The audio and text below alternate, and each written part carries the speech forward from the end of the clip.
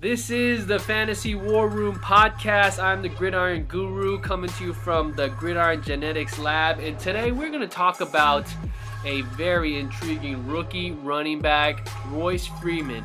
Is he all hype or is he an RB1 reality coming soon to the 2018 season? And with me right now, I got my boy Curtis Elisad. He's in my 16-man PPR dynasty. He's on my league council, so he helps me make some big decisions. I know you commissioners out there, you always need some GMs that you've been playing with a long time that can definitely help you through certain situations. So Curtis, welcome to the Fantasy War Room. How you feeling about your Broncos? Because I should let everyone know you are a diehard Broncos fan. Definitely diehard Broncos fan, and all the hype going around. We had one of the best drafts in the NFL. Hit on Cortland Sutton, got Royce Freeman, got Deshaun Hamilton. I mean, we got a bunch of stars. Now we added another pass rusher in Bradley Chubb, so future is bright. And that hurt me because I ranked Bradley Chubb as a top player overall in the draft as an overall player because of his freakish athleticism and just his pass rushing ability. But that's another story. We're going to zero in on Royce Freeman. Right now, I'm just referring to Fantasy Pros. He's ranked number 7 overall as a 7th running back. Obviously, the rookie running backs coming at a premium. So in your dynasty draft or in your redraft, whatever format you're in, we're going to talk about Royce Freeman's value. You as not just a Broncos fan, you're not being biased, but you've been studying the offseason moves. Why can Royce Freeman be successful? Why is there so much hype? Because Bucky Brooks, NFL.com's expert, just said that he can be this year's Kareem Hunt. What do you think about that? I mean, it's true. He has all the physical traits to be a running back one with the physicality he brings and the speed. What jumps out to me is he makes everything look easy. All his runs look easy. If you notice, he's a real patient runner. Almost like Le'Veon Bellish, if you want to compare him to any running back. He's a very patient runner, and he's very usable in the pass game, too. One thing about him is they don't say he's elite at any one thing. You know what I'm saying? He's just a good all-around back. Into the NFL, we will see. Now, we saw a drop-off in 2016 for him from his stats in 2015.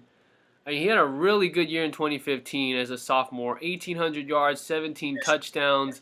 He's also pretty good in the pass game. And then he kind of fell off a little bit, under 1,000 yards in 2016. He came back this year, and he did pretty well, too, with almost 1,500 yards, 16 touchdowns. But Oregon, the program, had also slipped. Does that offensive system that Oregon spread, did that hurt his draft stock in a way? Because he did fall to, what, the third round, was it, or 4th round? 3rd round, 7th pick.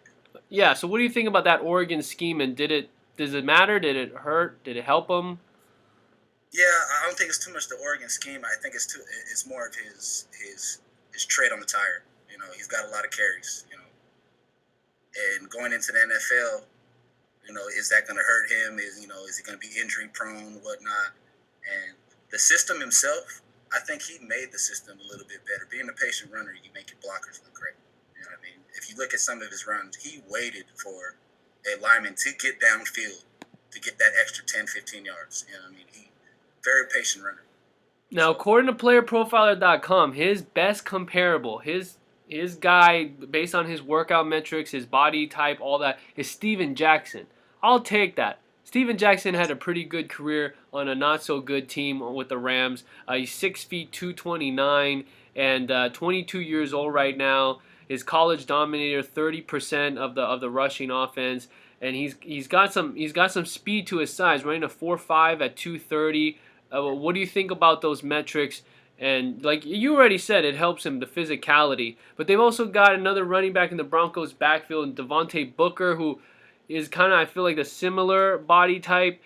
What is the deal with Devontae Booker? I just traded him after trying to be as patient as possible. And now with Royce Freeman, what can we expect from this backfield? Who's going to come out on top?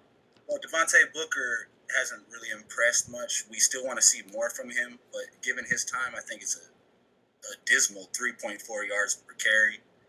He hasn't been very exciting on tape. And then you got another guy, D'Angelo Henderson, too. He's kind of the sleeper of that backfield. He might jump out and get some carries amongst them three. But, this coaching staff loves Royce Freeman coming in, man. They're already telling him he's doing everything he needs to do I mean, I'm sure you see the articles every day. They're talking about him being the RB1 in Denver. Yeah, Vance Joseph said, hey, he has a chance to start. I don't know how the carries get split up or not, but he's basically saying he's got a good chance, and we are just entering July right now. Do you think we will see Royce Freeman as a starting back in week 1? Is that too much to ask? I'll put my money on it, but you never know what can happen. Maybe Booker jumps out in preseason, or Henderson, follows up with another strong preseason. But my money's on Royce Freeman, be the RB1. He's got all the traits that you look for. I mean, what more can you ask for? You know what I mean? Case Keenum should help his cause. Yeah, that's what I was going to ask you about Case Keenum. Consistency in quarterback for a while. I think Case gives us a little bit of edge on that. Definitely an upgrade over Simeon and Brock. Have you been able to see on tape Royce Freeman catch the ball out of the backfield? Yes. He's very smooth after the catch, but you don't see a lot of it. I think the most catches he's had is 20, 24 catches in the season. So he wasn't a high volume pass catcher, but he can do it. Yes, his tape proves that too. And here's what I noticed that I thought about. From the top down, John Elway is obviously, he runs the show in Denver, and he always played in the zone scheme, and he had Terrell Davis. So from what I know, and you can correct me if I'm wrong, Denver Broncos still run the zone scheme. That's got to be huge for Royce Freeman, who's coming from that at Oregon. Well, definitely too. He's a very, very good one-step runner too. One-cut runner, and he gets up the speed real fast.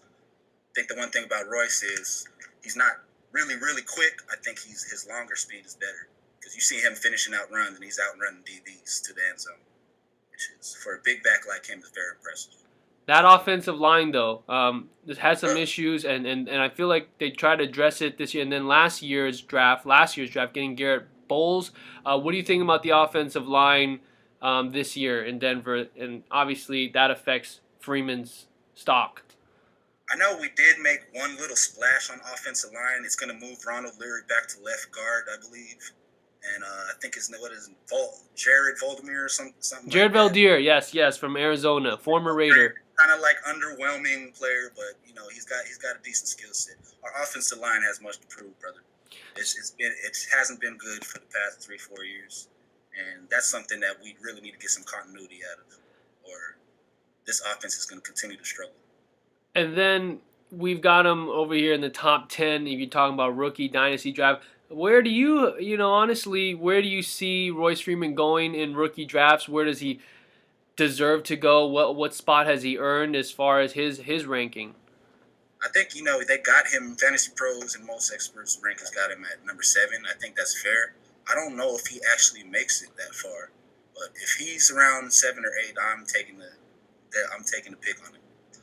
In redraft, with all the players involved, where do you see him going? Do you try and wait till the 12th, 13th, 14th round, or do you even try and make sure you snatch him up? Well, I think if you take him before around 10 or 11, you're kind of tripping right now. But I think 12 is a suitable round to wait for him. Redraft is completely different. You got hundreds of players in there, so you got to wait at least for the 10th round for Royce Freeman. All right, there it is.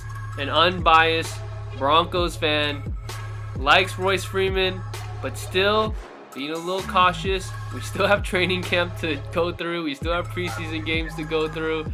So it should be interesting, Royce Freeman stock. Can he have a Kareem Hunt type year? That is a lot to ask. We shall see.